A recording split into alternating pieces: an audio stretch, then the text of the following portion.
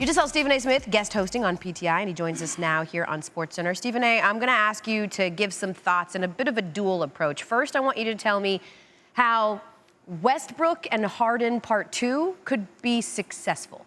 Well, I think they could be successful because both are formidable offensively. They're capable of giving each other's minutes off, nights off, while being on the same court with one another. They're just that lethal offensively. Clearly, Westbrook has struggled in terms of shooting from three-point range, just 29% over the last couple of years, not to mention 65% from the free throw line. But he can get to the hole at will. He's got the athleticism to finish at the basket. He's 4 years younger than Chris Paul, obviously more athletic, bigger, and stronger. And I definitely think that helps take some of the pressure off of James Harden, not to mention the fact that they love one another as brothers. They wanted to play together, and whatever necessary sacrifices that are there to be made, they're clearly going to be willing to do so. To me, Mike D'Antoni is a question mark because of his ability or lack thereof potentially to coach them, particularly in pressurized moments come postseason time. But in basketball, if you got two individual stars who can flat out ball and are lethal offensively on most nights,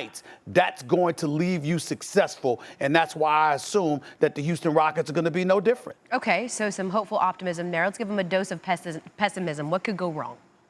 Well, what could go wrong is that obviously James Harden being ball dominant, Russell Westbrook desiring to be ball dominant. If one or the other doesn't give in that regard, that could be a problem, but I don't anticipate that. What I anticipate to be potentially the biggest problem is that as the playoffs wane and pressurized moments mount, Mike D'Antoni is going to have to show that he's willing to make adjustments and modifications and coach against some of the elite coaches in the game, whether it's Steve Kerr in Golden State, Doc Rivers, obviously, with the Los Angeles Clippers, or even to a lesser degree, the Terry Stotts of the world in Portland, the Quinn Snyder in Utah. These guys can really, really coach. And so when you look at it from that perspective, Mike D'Antoni is going to have to show he belongs. Remember, this past offseason, Tillman Fertitta, the owner for the Houston Rockets, wanted to offer Mike D'Antoni an incentive-laden contract that paid him $5 million plus $1 million extra for every round that he won. Why? Because he has expectations that he anticipates will be met, or else. He was looking at the coach, not just the players. We have to remember that. Okay, so then do you think then that since Fertitta orchestrated this, that D'Antoni's seat is now hotter or somehow cooler after this deal? Oh, it's not cooler. It's definitely hotter because there are expectations. At the end of the day, Fertitta had expectations because Houston had gone to a Game 7 of the Western Conference Finals the year before. Even though they played in Game 5 and lost that Game 5, Kevin Durant had gone down. He wanted them to win Game 6 of this past Western Conference semifinal series. The expectations, though, was somewhat calm simply because you knew that Golden State was the better team.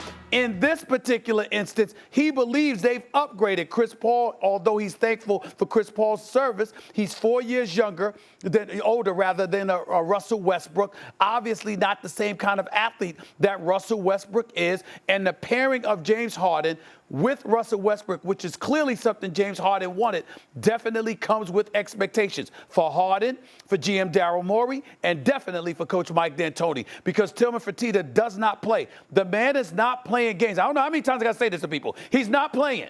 He is looking to get rid of people. He may not be able to get rid of some of these contracts that the players have, but he can certainly get rid of a coach. And he will not hesitate to do it, in my estimation, if Mike D'Antoni doesn't measure up to snuff. It's just that simple. They've made it quite clear, championship or bust. Stephen A. Smith with his thoughts, both good and bad, on how it could go down in H-Town. They ain't winning the championship, though. I ain't going okay, well, temper that. Championship. Okay.